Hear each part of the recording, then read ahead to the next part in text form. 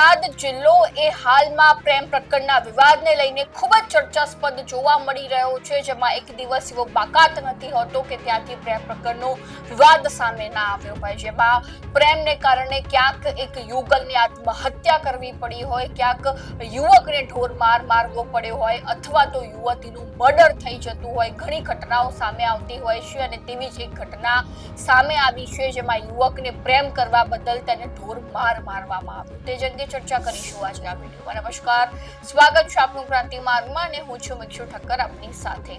વાવ થરાદ પંથકના જે એક સ્થાનિક યુગલ એ પોતાના પરિવારથી અલગ રહીને મૈત્રી કરાર કરીને જે અમદાવાદના આયોજન નગરના એક રૂમમાં રહી રહ્યા હતા અને અચાનક એક મહિના પહેલા જે છે તે યુવતીના પરિવારજનો એ શોધખોળ કરીને તેમને ખ્યાલ આવે છે કે એ યુગલ જે છે તે તેમની દીકરી છે એ મૈત્રી કરાર કરીને અમદાવાદ ખાતે રહે છે. તો તે સમય દરમિયાન એ યુગલનું અપહરણ કરવામાં આવે છે. ત્યારબાદ ખાસ કરીને જો યુવકની વાત કરવામાં આવે તો યુવકને એ મૈત્રી કરાર કરવા બદલ જે યુવતી સાથે રહી રહ્યો હતો તેને ઢોર માર મારવામાં આવતો હોય છે. તેના પ્રાઇવેટ પાર્ટ પર જે છે તે ઈજા પહોંચાડવામાં આવતી હોય છે, પાઇપ ઘુસાડવાનો પ્રયત્ન થતો હોય છે. ત્યારબાદ બીજી બાજુ જો વાત કરવામાં આવે તો વાવ થરાદમાં આ ઘટનાને લઈને ચકચાર મચી જવા પામી છે, જ્યારે એ યુવકને ઢોર મારવાના દ્રશ્યો પણ અમારી પાસે આવ્યા હતા, પરંતુ યુટ્યુબ રિસ્ટ્રિક્શનને કારણે અમે તમને નથી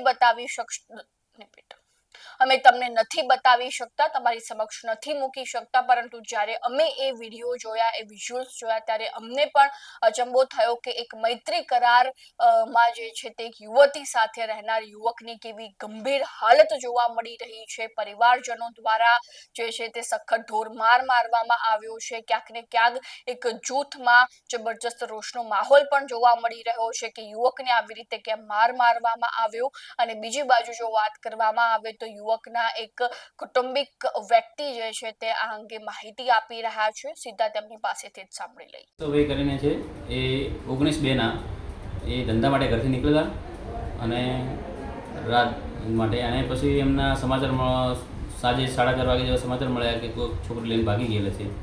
એટલે એમાં અમે શોધખોળ કરતો મળેલ નહીં. એટલે શોધખોળ કરતા અમે ગઈકાલે મને રેડવા ગામમાં ગૌશાળામાં બધા લોકો ભેગા થયા અને ત્યાં સમાચાર મળ્યા કે છોકરીવાળાને મળી ગયા છે, છોકરી બંને, અને એમના જોડે છે. તો કે અમે બધું કીધું છોકરો ક્યાં હતો, કે અમે આવતીકાલે તમને 11 વાગે રેડવા ગૌશાળામાં હાજર કરી દઈશું. એટલે આજે પાછા ફરી સમાજ ભેગી થઈ ગયો રેડવા ગૌશાળામાં. એટલે આ લોકોએ છોકરાને ત્યાં પકડવા આવ્યા 2 ગાડીઓ ભરીને. એટલે છોકરાની હાલત ખૂબ કફોડી અને બહુ ઢોર માર મારેલો હતો. એટલે અમે 108 મારફતે છોકરાને ઇમરજન્સી અહીંયા થરાદ રેફરલમાં આજે એડમિટ કરેલો અને ત્યાં સારવાર લેતો ડૉક્ટરે મને આગળ જવા માટે પાલનપુર જવા માટે અમે જઈ રહ્યા છીએ અત્યારે જવા માટે. અને તંત્ર પાસે એક જ માગ છે કે આખા ગરીબ પરિવારને સાચું ન્યાય મળવો જોઈએ.